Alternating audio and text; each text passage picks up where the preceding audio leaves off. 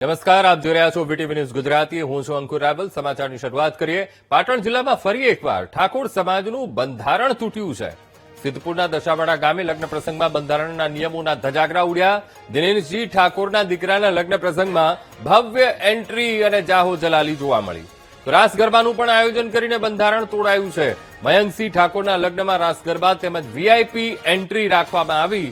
લગ્ન પ્રસંગમાં ડીજે, રાસ ગરબા તેમજ એન્ટ્રી પર પ્રતિબંધ છે અને 20 મે આયોજિત રાસ ગરબામાં કલાકારો પણ હાજર રહ્યા હતા. તો બંધારણનો અહીંયા ભંગ એ કરવામાં આવ્યો છે. તો ઠાકોર સમાજે પોતાનું એક અલગ જ બંધારણ બનાવ્યું છે. તો આજ મુદ્દે સંવાદદાતા ભરત ફોનલાઈન પર જોડાઈ ગયા છે. ભરત, શું આ જે આખી ઘટના બની છે તેના કારણે ઠાકોર સમાજનું બંધારણ તૂટ્યું છે?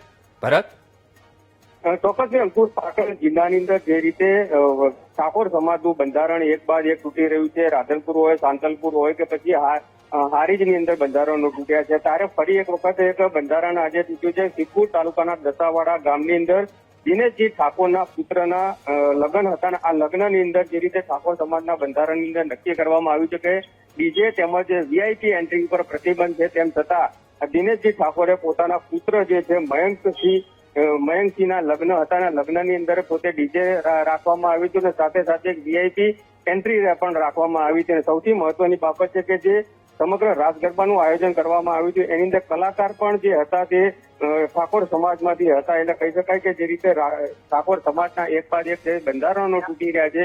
બંધારણ તૂટ્યા પછી હવે ઠાકોર સમાજ જે બેઠક મળશે અને બેઠકની અંદર જે તે તેઓને દંડ કરવામાં આવે છે. પરંતુ જે ઠાકોર સમાજના બંધારણ કરવામાં આવ્યું હતું કે વીઆઈપી લગ્ન હોય કે વીઆઈપી